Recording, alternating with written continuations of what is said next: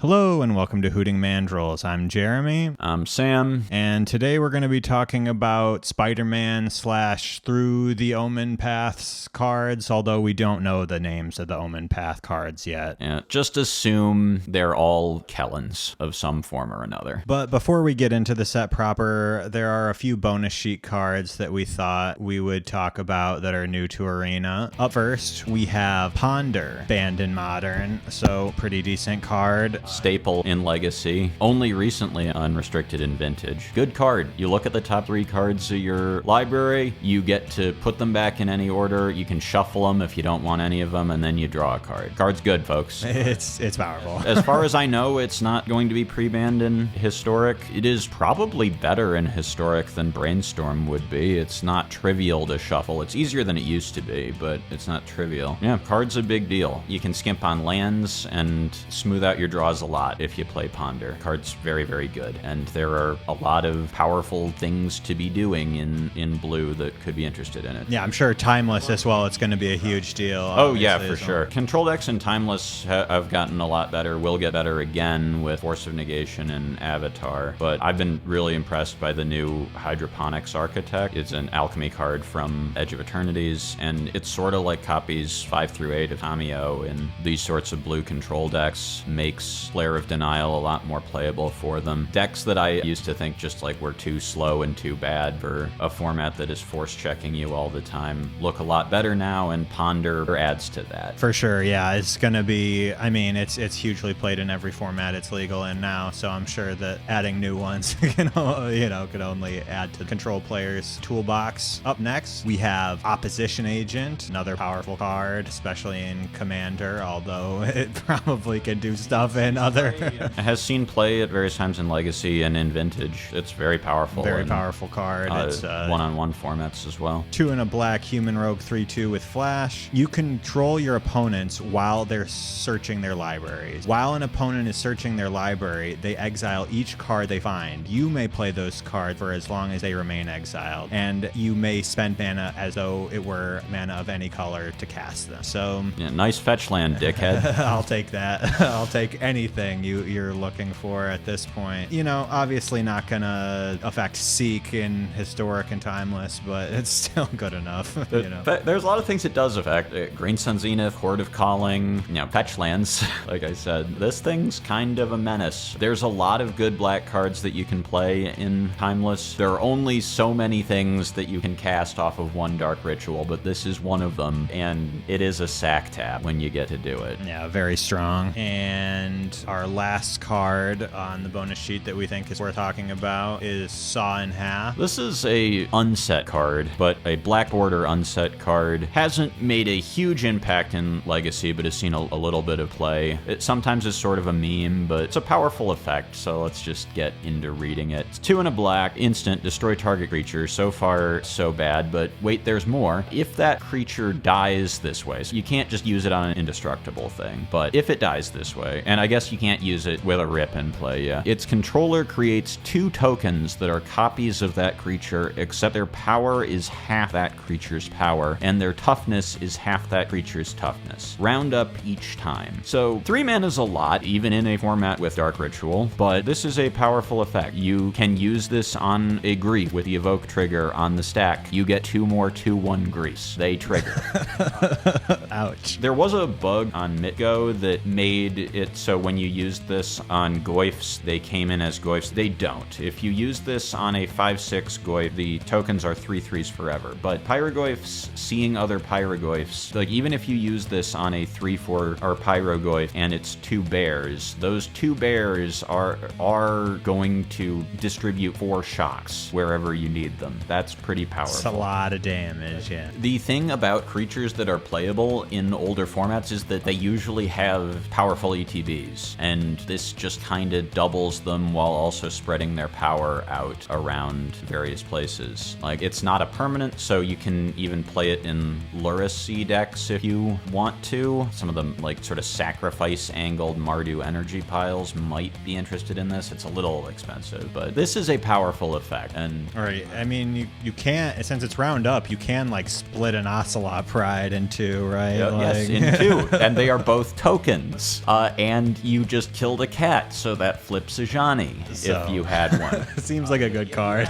If you have a Ocelot Pride and an Ajani and you're untapping, you're probably winning anyway. But yeah, it's 3 mana. 3 mana's a lot, but it does powerful things with basically every good card in the formats it's going to be legal in. So yeah, well, look out for that one for sure. All right, now we're going to dive into our set proper card reviews, starting with Spectacular Spider-Man for 1 and a white. You get a legendary Spider-Human Hero 3/2 Flash. 1 Spectacular Spider-Man gains flying until the end of the turn, and also 1 creatures you control gain hexproof and indestructible until the end of the turn. You do have to sacrifice him for the second one. Yeah, the second one has to sacrifice. So kind of like a, a very power-crept selfless spirit, kind of. Right. Yeah, sort of. Like a flash body that hits can jump itself. Both its abilities are cauldronable, which is interesting. Yeah, assuming that doesn't get banned for Vivi's sins, it is a thing to think about.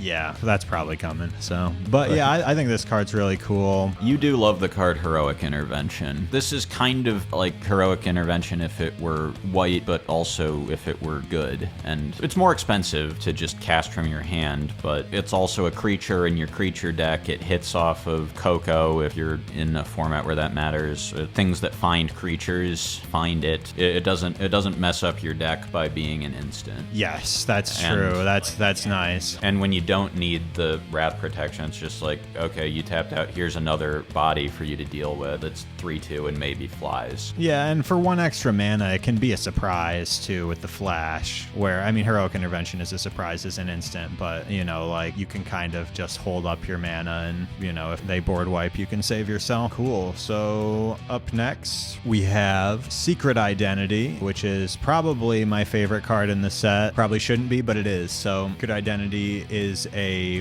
1 blue instant. Choose 1, conceal until the end of turn. Target creature you control becomes a citizen with base power, toughness 1/1, and gains hexproof. And reveal until end of turn. Target creature you control becomes a hero with base power and toughness 3/4 and gains flying and vigilance. So this is a great Tifa card. You do have to kind of use it beforehand, but getting your Tifa to be a 3/4 flying vigilance, pretty good before the landfall triggers start to hit. And then, you can just leave it in your deck. The protection side isn't actually that bad on Tifa because it doesn't actually nerf her power at all. Yeah, the base power is already 1, so that's kind of cool. Yeah. Blue is probably worse than green, but a lot of those decks want to be blue anyway. My most recent Tifa deck that I was playing was Teamer. The splash is kind of easy. I really like the card that makes the base power 3/3 when lands fall. Gene Morph Imago. Yeah, that card is quite good. And I think that the deck's biggest problem is sitting around waiting. So it's nice that your pump spell can also be a, protection spell. But at the same time, yeah, I like the red in the deck for Breakout and Wild Ride are really good. Because then, your haste symbiotic mites are a lot better in the deck. And every creature is better because having haste means that it's good. So yeah, I like this card a lot. I think that it's a really fun one. All right, a card I hate, but we have to talk about is Spider Sense. It's an instant, 1 and a blue with web slinging blue. So you could, instead of paying its cost, pay 1 blue and return a tapped creature of your choice to your hand. Counter target instant spell, sorcery spell, or triggered ability. So yeah, we've got Stifle at 2 mana or 1 mana potentially. So it's the not blue Stifle, mid-range. it's triggered ability. Oh, triggered. So you can't do stop anything. a fetch land. Yeah. You can stop an ETB. An ETB, with yeah. it. Which, yeah, is something I care about a lot more. I do play fetch lands in standard, but it's still irritating to me, even as a triggered ability thing. I hate Tishana's Tidebinder. It's one of my least favorite cards to ever exist. And this is another irritating card to me, but it is what it is, it happens. At least this doesn't take away its abilities forever, so that's nice. Yeah, I feel like mostly you can get away with playing this over Negate if you're a deck that would be playing Negate, and especially if you're good at turning on web slinging. I don't think there are that many non-creature enchantments and artifacts that you care about countering that badly. I'm not totally sure how good this card is going to be in Standard. I think it's a little hard to to tell. It might be too niche, but yeah, there's a lot of triggered abilities in Standard, so yeah, not quite Stifle like I was saying before, but yeah, still pretty irritating. It probably won't see that much play. I don't know. I think I would probably play it if I was in like a Llanowar Elf Gene Pollinator deck that was playing Negate in the sideboard anyway. I think I would play this over that because I am likely to have a tapped thing. You're already playing Annuls for the enchantments and the, so I don't know. Yeah. Like it's kind of rough because you want your Negate to get that if you're playing against some kind of artifact deck or enchantment heavy deck.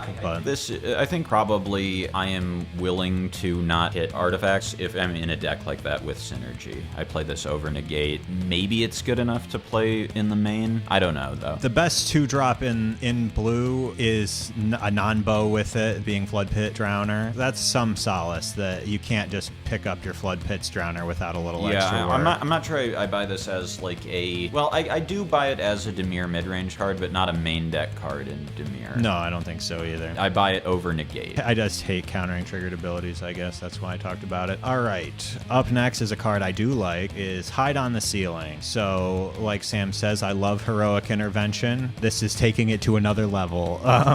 But it also has fun artifact stuff, so I'll just read the card. So it's an X and a blue instant. Exile X, target artifacts and or creatures. Return the exiled cards to the battlefield under their owner's control at the beginning of the next end step. So what if Heroic Intervention was also Yorion? It is expensive, but... It costs, yeah. But it does do things. I agree with you. The things that I like about this is that, like, in a weapons manufacturing / simulacrum synthesizer kind of deck, you can just, like, bounce, like, especially you can just hold it up to protect your synthesizer or whatever. You can't bounce weapon manufacturing, and bouncing the tokens isn't really that important, but you can just fill up on more tokens. I mean, not if they target your weapons manufacturing, but the weapons... They just have to leave, yes. Yeah, you can use it for that, but that's a kind of an expensive You can use way it to as a get rid of fireball if you need to. If you need to, so that's a good contingency. You can also use it on your opponent's stuff to blink out blockers, or bounce their tokens. Yeah, their maps and treasures and whatever you can just get rid of or make them spend them right away. I really like this card. It beats board wipes. You can save the creatures you want to save. If you're super wide, that becomes a lot more difficult, but I don't know. It seems like fun because, like, it does target artifacts, so, like, I don't know. I was kind of thinking about, like, Grixis weapons manufacturing, bouncing, like, tithing blades and chainsaws and,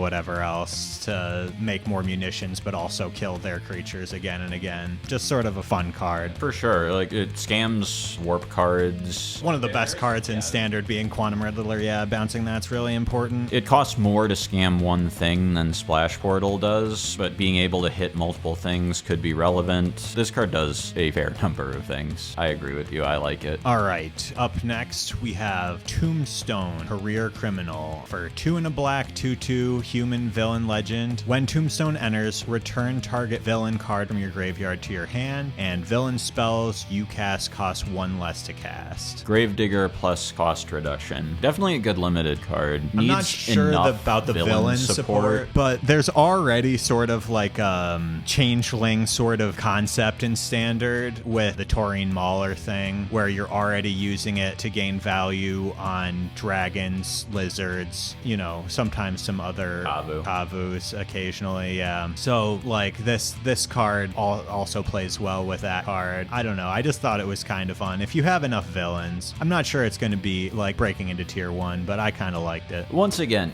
just, like, why didn't you put Universal Automaton in Foundations? It wouldn't be that good, but... Yeah, they were just afraid of Mox Jasper, I think, is why they won't print. They're cowards and they won't print 1-mana changelings. Well, maybe in Lorwyn. Thrumming Hive Pool or whatever, that's what they're really afraid of. Yeah, the man fears Thrumming. The only thing the establishment truly fears is a Standard where Thrumming Hive Pool is playable. All right, another cool black 3-drop is Eddie Brock for 2 and a black, legendary human hero villain 3/3. When Eddie enters, return target creature card with mana value 1 or less from your graveyard to the battlefield. And then you can transform him for 3 and Jund to become a 5/5 Menace Trample Haste Symbiote hero villain. Whenever Venom attacks, you may sacrifice another creature. If you do, draw X cards, then you may put a permanent card with mana value X or less from your hand onto the battlefield, where X is the sacrificed creature's mana value. The backside is is mostly for limited unless you're a Moonmist pervert, which I am. But the front side, just kind of an extraction specialist, is in black is not that bad. That's kind of my thinking, is that, like, do I really care about the transform? At least the transformed version has haste, so, like, yeah. So if you're I'm not flooding, like wasting if 6 you are, mana,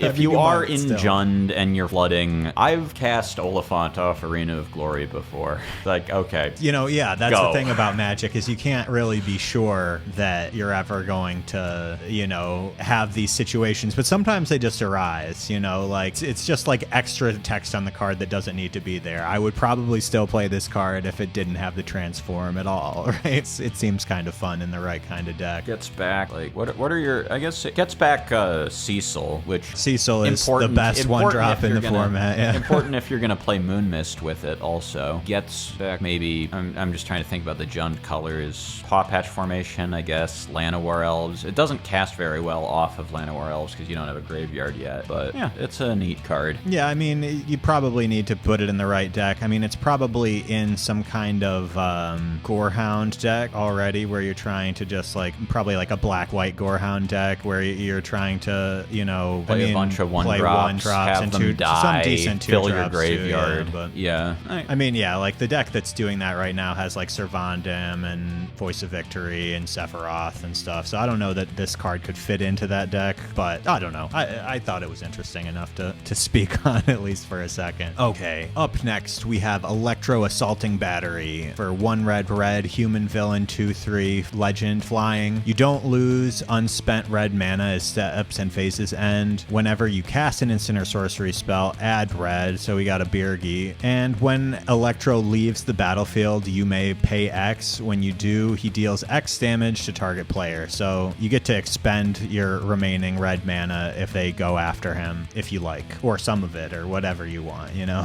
So that's kind of cool. I don't know. This is better than Birgi, obviously, with the mana not leaving, and it can just dome people with the remainder. It seems good. It's not really the kind of card I would usually play, but I think it does leave at the end of turn, if I'm not mistaken, for this sort of like Leyline Tyrant style effect.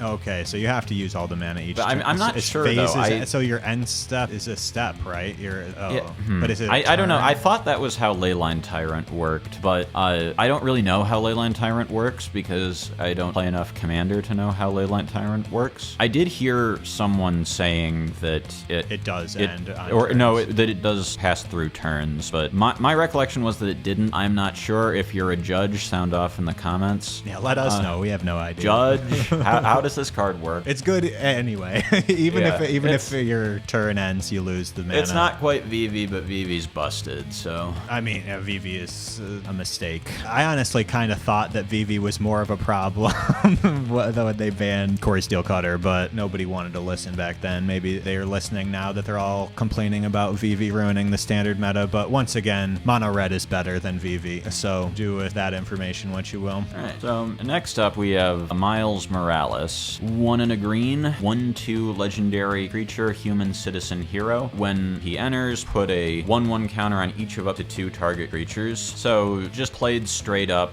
he is a 2/3 with a little counter synergy. But if you have another creature or creatures in play, he is worth like 3/4 worth of stats. Right, yeah, across bodies. You play Hey Symbiotic Might on 1, and then Miles on 2. You've got a 2/2 and a 2/3. You've got some stuff going, yeah. So and then for 3 in Naya, you can transform him or you can cast him as the other side, Ultimate Spider-Man. Again, mostly for limited or maybe, inshallah, Moon Mist bullshit. But his backside is a 6 mana, 4/3 with first strike and haste. He will keep any 1/1 counters if you transform him, because he doesn't exile and return transformed. As a ability called Camouflage. For 2, you put a 1/1 counter on him and he gains hexproof and becomes colorless until end of turn. And whenever you attack, you double the number of each kind of counter on each spider and legendary creature you control. Is that Aragorn Company Leaders music I hear? No, it is not. This is okay as a 2-drop in that sort of deck, but decent, yeah. But the 6 mana, that seems unlikely to ever be playable in in Historic. I guess this is a good collector's cage card. So like you could end up whipping the ultimate Spider-Man off of the cage, and that's kind of decent. Oh yeah, that's cool. Being a hit for cage is actually a pretty cool, relevant thing for these sort of good in cage Spider-Man cards. There was another one in white, right? Peter Parker. Yeah, Peter Parker in white. We didn't talk about that one. I can pull that up real He makes quick. a spider when he ETBs, and his backside gives all your stuff web slinging for Bant. Yeah, so that's really good. All your legendary spells that have colors, so no Emrakul's, but no Emrakul's, Commander gamers, but yeah, and there's some cool, I guess, they're not very good, but there's some decent colorless cards in this set. I don't even think we're going to talk about many of them, but yeah, he's kind of fun. Yeah, Peter Parker, I guess, is another one that's good in cage because you get 2 bodies, which is even more important than Morales. 2 bodies spreading out the power. and a 0 power number, which like is hard is to actually achieve. is actually a number that is probably an additional one for cage. But yeah, it is cool that they have backsides for these sort of like good in cage little Spider-Men. For sure. All right, this one might be a little fringe, but we're going to talk about it because we love weapons manufacturing. And what's Simulacrum synthesizer? No, the Gruul bug. Oh, biotech specialist. Yeah, biotech specialist is the card that makes me think that this might be viable. Yeah, it's decent. It's a little expensive, in the right shell. But you're also, I mean, the problem with Gene Pollinator in this card is that Gene Pollinator is really good to like on turn 2 you get to play your weapons and then play another 1-drop. But on turn 3, I guess you could play a couple of artifacts with the Gene Pollinator or something, or whatever. But let's read this card and say what it does before we get too deep. That's probably good. Yeah. Pictures of Spider-Man. 2 and a green. When this artifact enters, look at the top 5 cards of your library. You may reveal up to 2 creature cards from among them and put them into your hand. Put the rest on the bottom of your library in a random order. So sort of bad green stock up if you're creaturey enough. Like how every set prints a bad green ponder. And then for 1 and tapping it and sacking it, create a treasure token. So, you know, this is kind of a card draw spell if you are in a deck that is creaturey enough, although that is kind of hard in an artifact deck.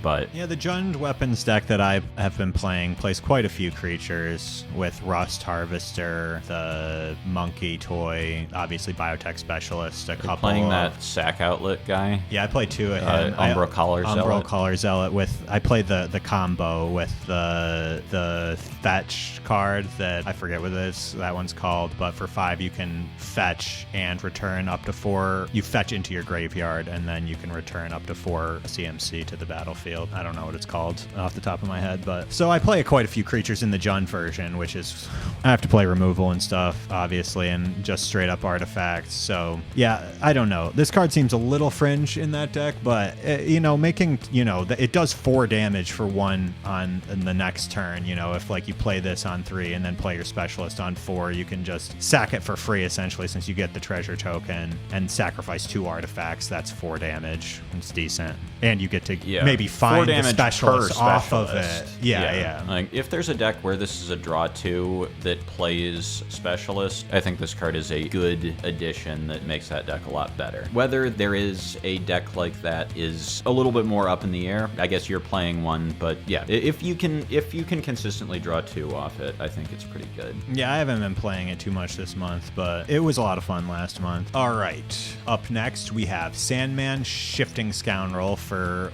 1 green, legendary sand elemental villain. Sandman's power and toughness are each equal to the number of lands you control. Sandman can't be blocked by creatures with power 2 or less. And then for 3/2 green, return this card and target land card from your graveyard to the battlefield tab. So just like it kind of like gets around some of the dangers of playing your Hydra, and it doesn't have to fall that turn to make it better, right? So like in your landfall-y type decks, this guy just comes out big, so red removal is less good against it. And early on, it like if you cast this off a Llanowar Elf, it's a Grey Ogre. So like ramping into it is less effective. But I mean, even if they kill it with a nowhere to run, kill you can it just and it comes back later. 4, you get it back and in a land. So it's I think it's pretty good. I like this card. Any sort of fetch landy deck or graveyardy deck that's going to have a decent amount of mana mana lands in the graveyard. You know, I've always wanted that Free Strider, Vine Lasher, Crime Lands shell to do something, and I think this is a better card there than the Rattle Worm, which is sort of similar but not really, just because you have a bunch of mana a lot of the time in that deck, and just like, here's something to do with it. Just get my idiot back, get a land back, triggers. Ice Till Explorer is really good with this card too, because you can just mill it and play it off of the Ice Till, so it's kind of a cool synergy in that sort of deck anyway, where you're trying to play multiple lands out of your graveyard every turn. I could see it definitely in the Crimes deck. All right, this, I think, at least for Standard, this is probably the best card in the set. It's called Jackal Genius Geneticist for green-blue. It's a 1/1 with Trample, Human Scientist Villain.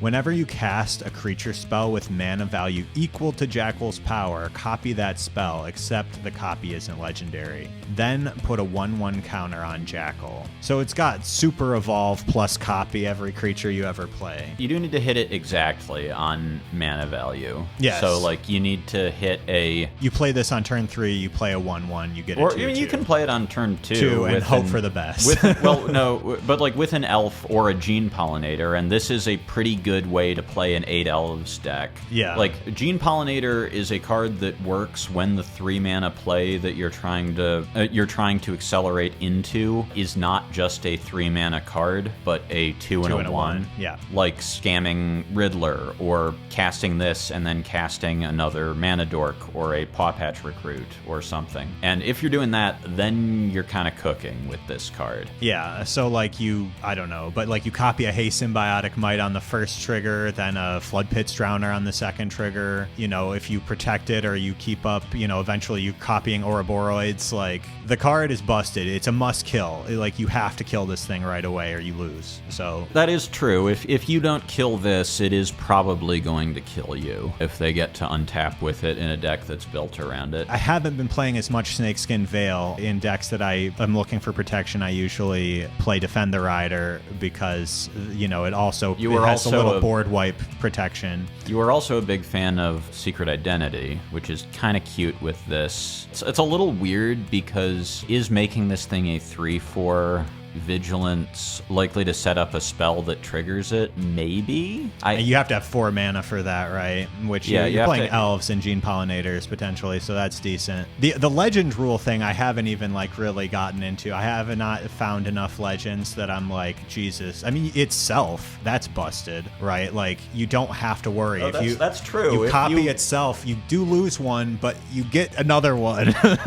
Yes, you do, and that is a 2 that you're looking to bridge from 1 to 2, and this is a thing that enables itself in that way. So, like, you know, there's some upside to playing things like Snakeskin Veil in this deck. You know, obviously, like, Innkeeper's Talent, or is that the... No, Innkeeper's is the one, the 1/1? Is the one that, oh, yeah. Like, Luminarch Aspirants, yeah. So, being able to fidget and control, move counters around, or add counters, or take them off is potentially interesting with this card. It's doing a powerful thing. I don't know that agree. It's going to be good in older formats, but in Standard, the blue-green deck is already one of the best decks, in my opinion. This is going to be a huge add for that deck. I think we'll talk about these two together. Scarlet Spider, Kane, and Carnage, Crimson Chaos. The good Mayhem cards in Rakdos colors specifically. There are a few others that we're going to talk about, or at least one other that we're going to talk about as a Pauper card. So Kane is a 2/1 menace. When he enters, you may discard a card. If you do, put a 1/1 counter on him. That's not the greatest discard outlet of all time, but in decks that care about it, it might do enough. And he has Mayhem for hybrid red-black. Mayhem is, you know, madness for dumb children. No, it is basically madness without weird timing. You may cast this card from your graveyard for black-red for its Mayhem cost if you discarded it this turn. Timing rules still apply. So unlike Madness, if you discard a Madness card into a Leyline of the Void effect, you know, like, for instance, I like doing with Necrodominance in Historic, that doesn't work with Mayhem because it never hits the graveyard and you don't get weird timing things like you do with Madness, so you can't, like, discard a card with Mayhem at instant speed and then cast it at instant speed unless it has flash. Yeah, and then, so Carnage also has Mayhem for red-black in this case. He's a 4/3 trample for 4 if you have to hardcast him, and when he enters, return target creature card with mana value 3 or less from your graveyard to the battlefield. It gains, this creature attacks each combat if able, and when this creature deals combat damage to a player, sacrifice it. So you mostly only get one shot with whatever thing you're bringing back off him, but still, like, you get an ETB trigger, maybe an attack trigger off of FOMO. If you're in Pioneer, you can maybe get back a Blood Tithe Harvester. This is a good card with Fable of the Mirror Breaker, and there is still one format where Fable of the Mirror Breaker is the best legal card. There are a lot of good cards in, like, a Rakdos Shell where discarding matters in, I think, both Standard and Pioneer. Marauding Mako is a legal and good card in many formats. Even, like, in Historic, Faithless Looting is legal. I've played a lot of Hollow One. I've played it in mono red and have never liked the black splashes very well, which is unusual for me, but, you know, maybe this card changes my mind a little bit. Well, unlike Modern, you don't get to play Bowmaster, which is like the big black card. Well, you also don't have the card that triggers Bowmaster. Burning Inquiry. Yeah, in Historic, but yeah, that card's busted. That's a busted combo. But these cards are good. And the Spider Cane is, I think, a kind of medium card, but if you just want a higher density of 2-drops, more things that you can cast for Madness/Mayhem, I could see playing a few. Yeah, I mean, in Grixis, Winter Night Stories is gonna be, it's a good card already, so, I mean,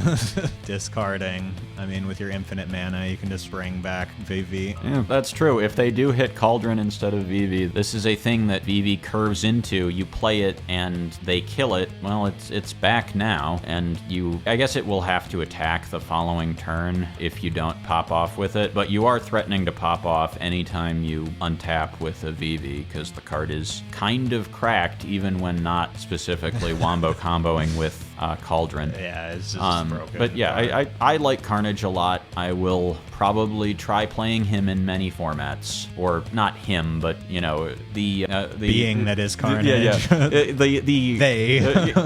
The Chaos Kellen that we get on Arena, I will play a lot of. All right, up next we have Scarlet Spider Ben Riley for 1 and Gruul. He's a legendary spider-human hero 4/3 with web slinging red-green. So, like I said before, you bounce a tapped creature and pay red-green and trample, and his ability is called Sensational Save. If Scarlet Spider was cast using web slinging, he enters with X/1/1 counters on him, where X is the mana value of the returned creature. So, you know, once again, this game is based around cheating out things that cost way more than they are. Attack with it, you web sling it, you play it again for free. You know, I don't know. I mean, I think the thing you're web slinging this off most often is Llanowar Elves, but that's still pretty good. It's a 5/4 plus. It's a 5/4 that you played on turn 2.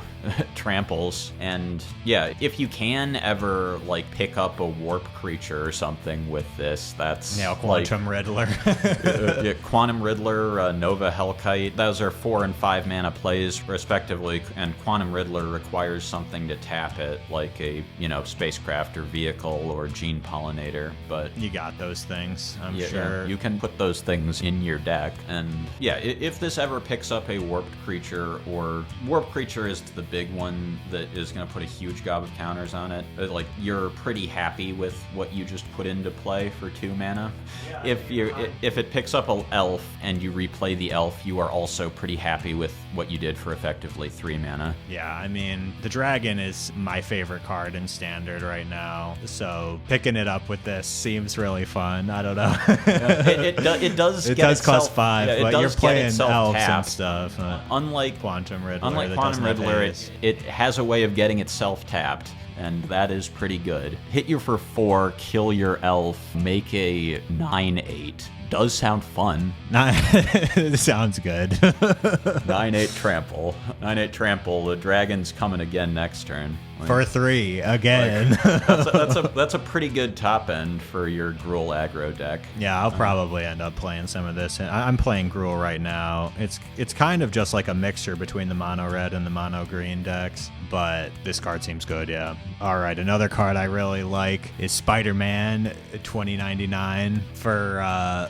blue and red. It's a legendary spider human hero 2/3. From the future, you can't cast Spider-Man during your first, second, or third turns of the game. Double strike vigilance. At the beginning of your end step, if you've played a land or cast a spell this turn from anywhere other than your hand, Spider-Man 2029 deals damage equal to its power to any target. So I guess it's not that good. I think I misread this when I first read it, but still good with Aether Vial and Cascade and... Why isn't Aether Vial on Arena? How did that Cowards. that not make it into that last historic anthology? That was wild. It just like one of the perplexing things about that anthology, like how Ignoble Hierarch is there and Noble Hierarch isn't. Yeah. But yeah, it's a good Aether Vial card that I assume will be in historic eventually. Talking about that like Jace? the new, like the 2-mana Jace from Thunder OTJ, from Thunder Junction. You can do the Leyline of Anticipation trick in Pioneer and cast it on your opponent's first, second, or third turn and get it in play that way. It also is kind of cute with that Jace because you can plot things and then get value off of casting them from exile. Yeah, I don't know. It's an interesting card if you're playing like a long game where creatures matter. Which, you know, the sort of magic that many of us enjoy when we are allowed to play it. Yeah, sure. I like that card. This card is kind of silly. Symbiote Spider-Man for 2 and combination blue-black mana. A legendary Symbiote Spider Hero 2/4. Whenever this creature deals combat damage to a player, look at that many cards from the top of your library. Put one of them into your hand and the rest into your graveyard. And then find new hosts for 2 and combination blue-black. Exile this card from your graveyard. Put a 1/1 counter on target creature you control. It gains this card's other abilities. Activate only as a sorcery. So it's kind of sort of like Karsi Revenant, but sort of like a much more blockable Preacher of the Schism, or sort of like a mix of those. It does interact very weirdly with, this was actually Jeremy's point, not mine, before we started recording, but it does interact very weirdly with perpetual effects. So if you put a perpetual something on this and then find new host onto something else, that thing will also get the perpetual effect. I don't know which one either. The really good one is maybe some of the incorporate cards from Murder's Alchemy. Has Murder's rotated out of Alchemy? I don't know. We don't think about that. Think about Alchemy as a form, but I think no. But I'm not going to check. And yeah, so like the Greenwalker, the Rhino puts perpetual +4/+4 on something in exchange for costing an additional 1 and a green to cast. And I've thought that card was interesting before. Those of you who watched us brew around Deathmist Raptor and Slitherhead, if we had them, might remember me playing it in a sort of rootsy historic deck, and put an extra +4/+4 on this, and then discard it, and for 3 mana put 5 power on a thing that also can find you cards. Yes, whatever also, the other ability also that you don't care about. Yes, like no, you do going care about it. going like once it's 6, big, it gets a lot more dangerous. Yeah, like if this thing hits them, like whatever, that's anticipate with a little bit of graveyard upside, which is not terrible. But once it is really hitting them, if you're hitting them for 6, then that's like that's Barrogoyf. Barrogoyf's a good card, folks. Yeah, for those of you that missed that memo from the new anthology, turning any creature into a Barrogoyf is kind of neat. Turning a Barrogoyf into more Barrogoyf is kind of neat. But yeah, it's silly, but I figure we might as well talk about it since we mostly do silly content on this channel. All right, now we're on to lands. So the first land is called Urban Retreat. It is a Bant land, enters tapped, and for 2, you can return a tapped creature you control to its owner's hand. Put this card from your hand onto the battlefield. Activate only as a sorcery. So pretty good landfall sort of thing. You can't like use it as protection, bounce Or as your a own trick. creature, a trick. But you know, if you're in a landfall deck, the tricks aren't that tricky. Yeah. In Standard, it's kind of cute with the Bant Bird stuff that never got off the ground for reasons that go beyond them being flightless, but this is a good card for a deck like that. I worry in older formats this card will mostly be used for evil.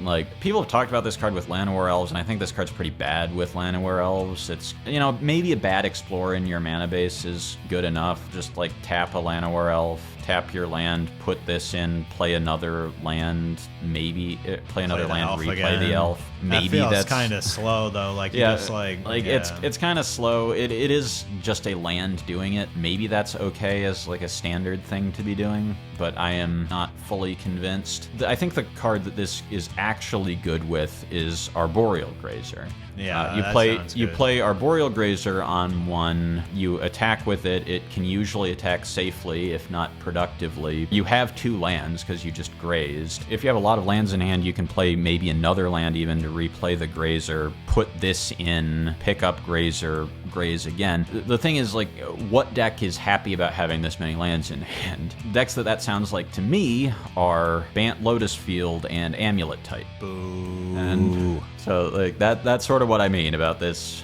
seemingly being mostly usable for acts of evil.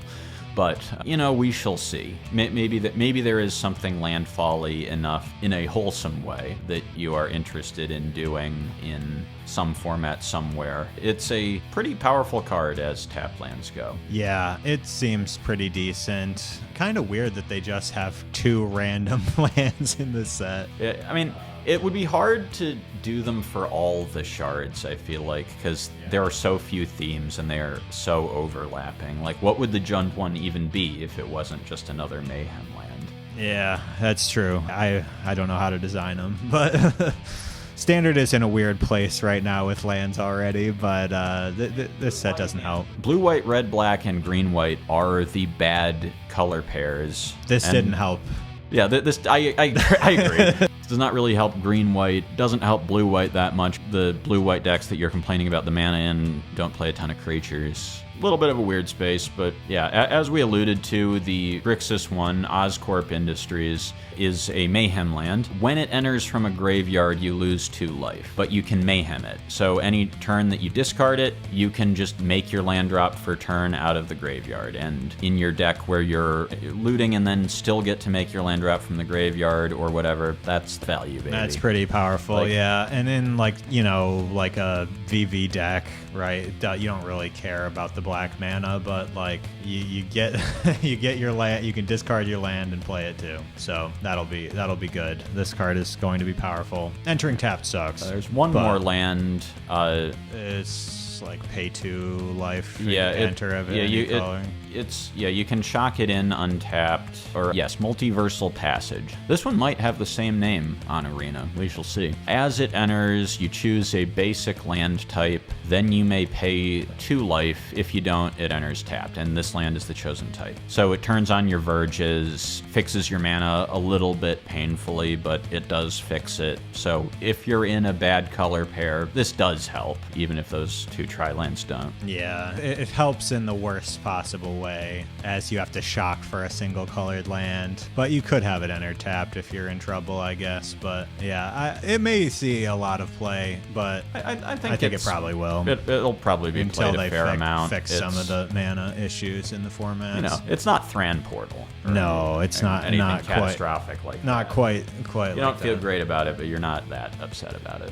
All right, now on to the stuff you guys have all been waiting for, which is popper cards. So the first card is Bagel and Schmear. For 1, it's a food. Can share, white and tap, sacrifice this artifact, put a 1/1 counter on up to 1 target creature, draw a card, activate only as a sorcery. Or Nosh, you can 2 and tap, sacrifice this artifact and gain 3 life and draw a card. So Drawing cards is an important part of Pauper. Little shitty artifacts that cantrip are an important part of Pauper. This is both of them, at least and it's in cheap. white. Only costing 1 mana is a big deal, I think. It does have to actually use its abilities, unlike good, you know, it's not Cryogen Ichor Relic or Ichor Wellspring. Well, Ichor Wellspring with whatever is replacing Deadly Dispute in your household, but it's not like Cryogen Relic where you can just pick it up off Glint Hawk and keep getting value or anything insane like that. But it is in the same color as Glint Hawk. It's cheap,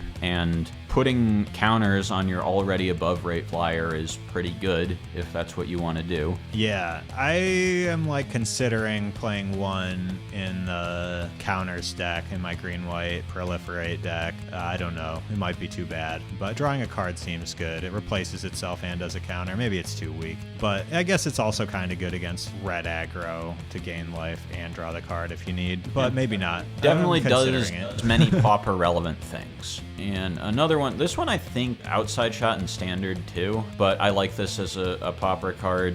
Spider Manifestation, 1 in hybrid red-green, 2/2 reach Spider Avatar, taps for red or green, and when you cast a spell with mana value of 4 or greater, untap this creature. So I really like these 2-mana dorks that untap themselves. They're often not that good, but I do like them, and I like this one. It's harder to like exploit the like cheap stuff, mana value 4 or greater in Pauper. Well, so here's the thing. So, I mean, on the one hand, the case against this being a playable Pauper card is that Pauper is a format where Utopia Sprawl Arbor Elf is a legal dork package that you can play, and it's a good one. As an aside, Utopia Sprawl's fucking bullshit.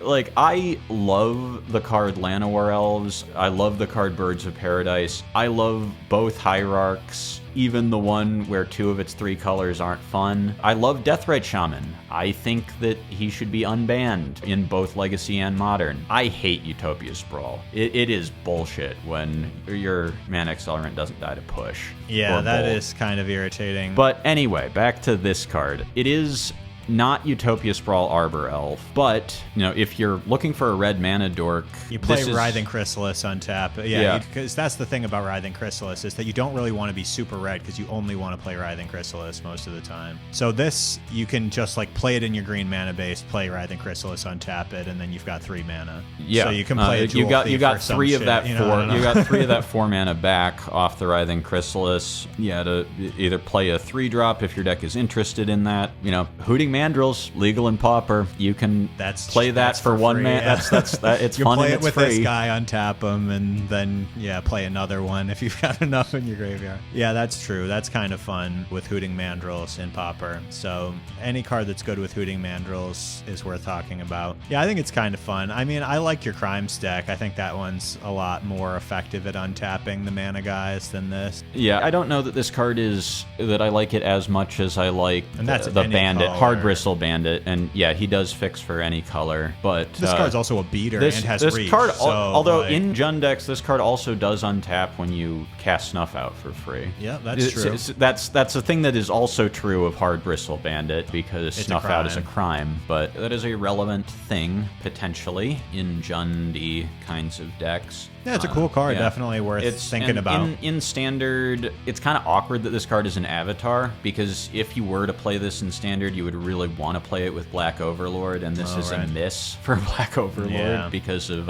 Kindred anti-synergy. But yeah, I mean, it's good with the dragon off of Warp. Yeah. When you do that, you get it untapped. You can keep going with some more stuff. I mean, maybe, it's tough to play 2-cost mana dorks, but... yeah, and when you are, you want to be accelerating into 4s specifically. Yeah. Well, I guess this would be a into 3 and a like 1 4 in mana this plays. case. Into like a 3 and a 1 type of play. I mean, it's not horrible something. to like play your dragon and play a Hired Claw or play an elf. You know, Splash Portal, scam your dragon. Yeah. Maybe. Not with this thing's mana, I guess, but I don't know. I feel like it does stuff. I don't know if it does good enough stuff to see play in any constructed format format, but I think there are 2 where maybe it does. All right, this card is going to see play in Pauper because, you know, sometimes 4 of a card isn't enough. So this one's legendary, so you probably aren't going to play as many. You'll probably still play. Legendary is kind of upside a lot of the time in Pauper. This does not die either to cast down or snuff out. Kitchen Imp doesn't die to, yeah, doesn't Kitchen Imp doesn't die to snuff out either, but there's also bees on this card, and I love bees.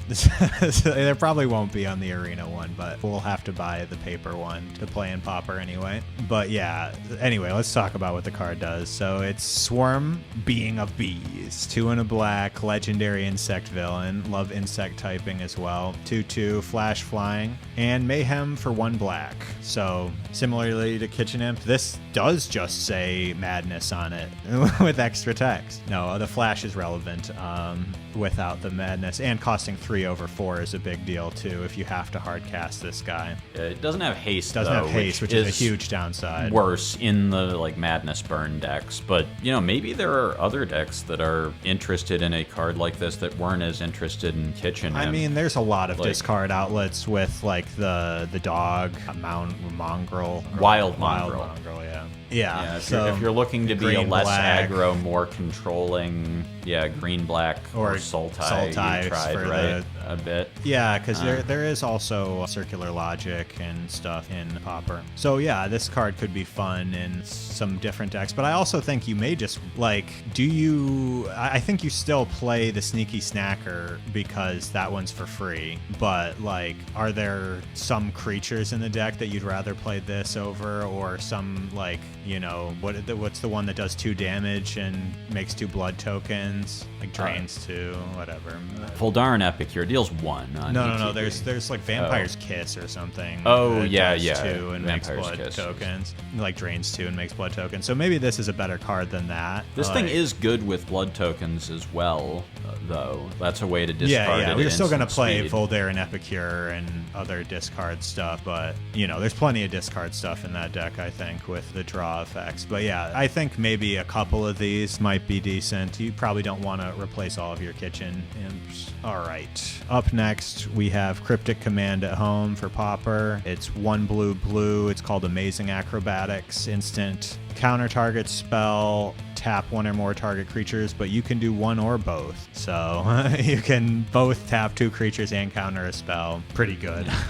As cancel with upside goes, this is closer to being Pauper playable than I think most. I think blue is, especially with, because there's like that spell that's like sacrifice a blue permanent or whatever counter spell so that you can do it off Cryogen Relic. So I think like blue control might be coming into more of a thing in Pauper, even though it was already kind of a thing. But yeah, I think that like true blue control is possible. But like even for the tempo-y, you know, terror or fairies decks, tapping 2 creatures is huge, relevant to getting their shit through. Yeah. I'm seeing the vision more as we talk about this card. All right, up next we have Skyward Spider, which is 2 white-blue combo mana, Spider Human Hero 2/2, Ward 2. This creature has flying as long as it's modified. So not exactly Bogles, all right? Yeah. I mean, Pauper is a format with both,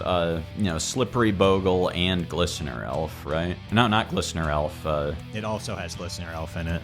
Right, but like not the no, not it has the other one. it has the other Bogle guy. Yeah, it has a couple. There's like a 2-cost Bogle thing and Bogles, and maybe there's even another 1-drop Bogle. I think the other 1-drop Bogle is at common. It's like a green elf. It's also legal in Pioneer. It's on Arena. I don't remember what it's called. But so yeah, this is not quite a Bogle, but 2/2 for 2 Ward 2 is not bad. Flying as long as it's modified. If you're in a counters deck where just having an annoying, relatively sticky threat is good enough, you might reach for this. Yeah, if white wasn't so hard, I would consider it in my green-white counter stack, but I think white's too hard. And then we have, most importantly of the entire set, Hot Dog Cart. Not really, but it's 3. When this artifact enters, create a food token, and it taps and adds a mana of any color. So they keep making, they make a Manalith every set for limited, and they keep, adding a little bit to it because Manalith is never very good in limited.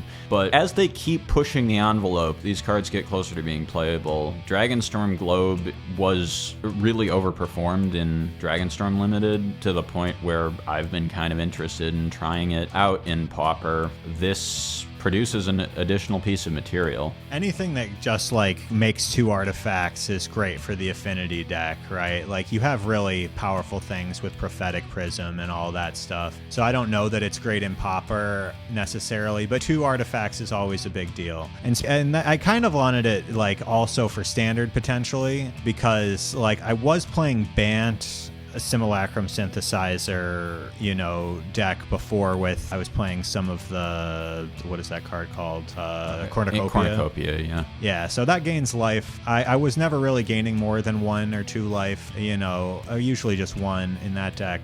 But this does that. It does a lot of things. It makes a lot of things. I don't know that it's actually great. I do think it's funny that we have hot dog carts and instant ramen and bagel schmear and Magic the Gathering now, I guess. But yeah, I mean, in Pauper, if they ever do ban the bridges, like they've been kind of, sort of not really threatening to do for years, the mana and affinity decks will get real bad, and these sorts of cards will become more interesting. I hope they never do that. I really like. Yeah, I like that the bridges part about too. Pauper. But yeah, if you ever are in the situation of having to play a bunch of Tree of Tales in your affinity deck, then this is a card that makes that an easier pill to swallow. But yeah, Manalith is never very good, but it's not that far from being good either.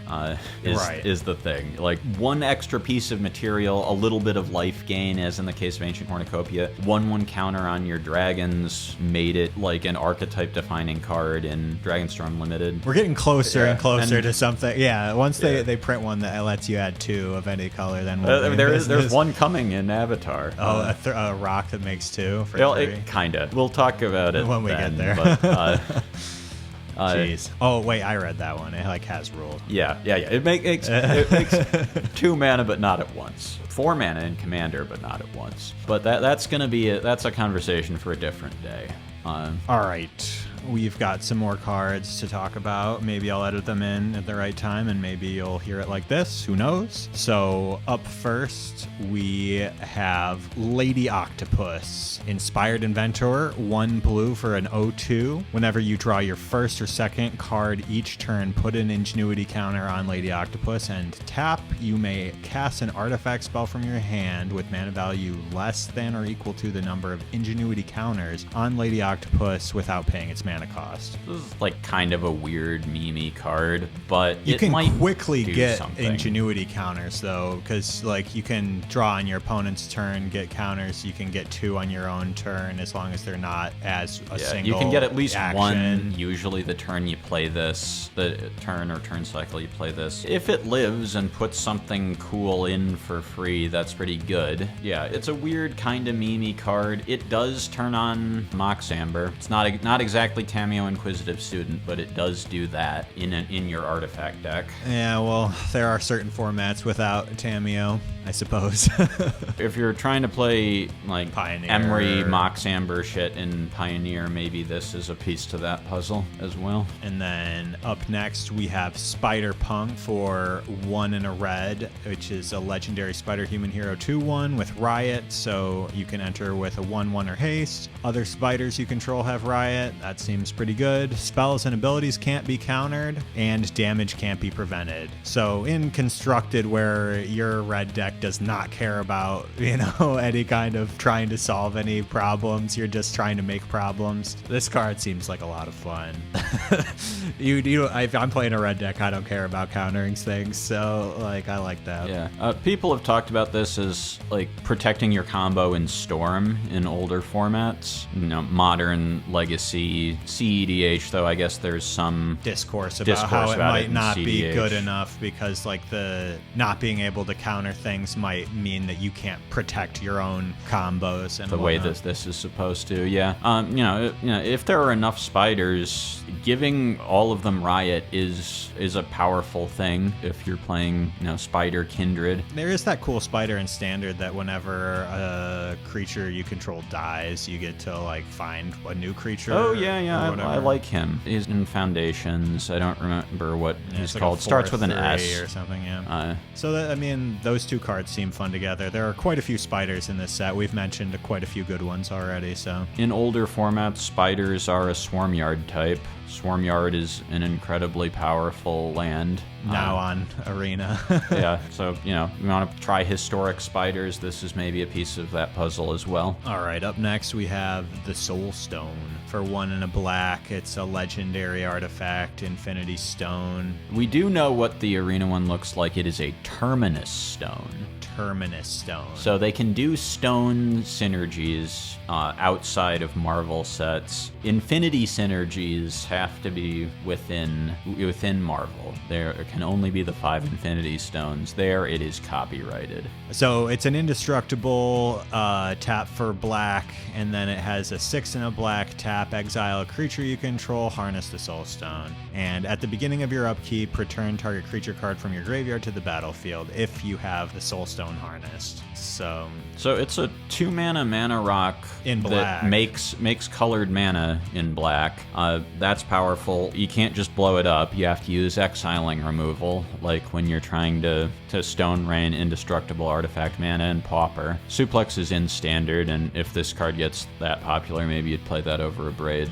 Instant speed matters. Yeah, maybe. But then also, this is instant speed, this mana sink ability. You do have to exile a creature, and have 7 mana. Yeah, but like in your control late game, like I think the backside of this compares pretty favorably to the backside of Virtue of Persistence. I agree. If you're interested in a mana rock on the front end, this back end is going to be like, okay, on your end step 7, or like I block with my creature, 7 mana, exile my blocker who was going to die anyway. Soulstone is harnessed, and now I have a reanimation effect every turn. That's not bad. Yeah, and I mean, in like a Simulacrum synthesizer deck, like I get it, you're not actually, like, you do want to ramp to 4 if you're an Esper and you're trying to get to Battlefront. It's kind of interesting. It's a little. It is legendary, but like you could play one of these, one of the Iron Crag, so that you don't have conflicting mana rocks. Up next is Hydro-Man, Fluid Felon, my favorite name of the set, I guess. Fluid Felon. 2 blue, 2/2, legendary elemental villain. Whenever you cast a blue spell, if Hydro-Man is a creature, he gets +1/+1 until the end of turn. At the beginning of your end step, untap Hydro-Man until your next turn. He becomes a land and gains tap, add blue. He's not a creature during that time. So it's a kind of a weird card. It's a very weird card. It's definitely annoying, probably, but yeah, just like he gets big if you're, I mean, it probably fits into VV. You're just playing a bunch of blue spells on your turn, pumping up VV, and then he's a land into the Flood Maw or Spell Pierce or whatever on your opponent's turn. The one thing VV doesn't do is leave mana up for counter magic on the opponent's turn, and this kind of does it. I don't know if it is kind of hard to cast. It's a weird card. It's maybe not good enough for that deck that is already good. Perfect. Yeah, but. Yeah, being an interesting sort of prowessy threat that also leaves mana up on the back end and kind of protects itself during your opponent's turn is interesting, and I think we'll have to play with it to see how good it is. But it's interesting. It's weird, and yeah, I like the art and everything. As a small aside, If this does go under a blood moon, it still turns back into a creature on your turn. Oh, cool. I don't really understand why this is true. Someone pointed at a corkboard with a bunch of yarn and said layers, and I believed them. Look, those people who really love the rules and know everything, they know everything, so we trust them about things. We can't. This game has a lot of rules, so knowing them perfectly is a difficult task, and we leave it up to people who want to do that. I can usually get rules questions right that don't involve layers, but layers are layered, and each of those layers is impenetrable to me. Yeah, you'll have to put Shrek on this slide. All right, up next is Spider Ham Peter Porker. For 1 and a green, it's a legendary Spider Boar hero, 2/2. When he enters, create a food and animal mayhem. Other spiders, boars, bats, bears, birds, cats, dogs, frogs, jackals, lizards, mice, otters, rabbits, raccoons, rats, squirrels, turtles, and wolves you control get +1/+1. It's a lord. It's a lord for a bunch of types that maybe are interested in having this kind of support. Most notably spiders and boars, because this is one of them. So you don't get locked out of casting it by your own Cavern of Souls and whatever else. Rats doesn't have a lord currently, so I guess that's kind of cool. Maybe I don't know. The rats have no green. I obviously, in older formats and historic, I was playing some green cards for like Coco and the one that lets you play off the top, but Realm Walker, yeah. But cool card, I guess. Speaking of, squirrels have their own Realm Walker, courtesy of Duskmourn Alchemy. That's kind of a cute card. Squirrels are a type for this. He would get in the way if you're Realm Walking. That's true. But yes, unless you are spiders or boars. Boars have some support in historic. There are some cool boar cards. There are the 3 little pigs. Another mice lord. I don't know. Splashing green seems crazy for mice, especially since they've been kind of just like completely taken out of the game.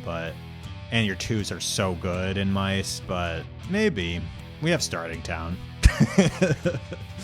But yeah, silly card, kind of fun. Yeah, Kellen, Peter Porker, whatever. They're gonna Pig Kellen, whatever. Maybe this will be maybe this is another sort of piece of the puzzle pushing Swarmyard toward being playable in the formats where it's legal, or at least some of them. But anyway, that concludes our extra cards. We'll see where I put them in the edit. I think that was now we have actually done everything that we're interested in talking about. All right. Final answer. The final answer. If any other card in Spider-Man is good, I guess the Peter Parker's camera in formats where it comes out of Urza's Saga, maybe. But if any other card in Spider-Man it ends up being good, we were wrong about it. You can put in the newspaper that we were wrong about it. Yeah. You can. We can take pictures of ourselves and submit them to the newspaper, telling them how wrong we were about our decisions. Alrighty, like, comment, subscribe. We'll see you next time.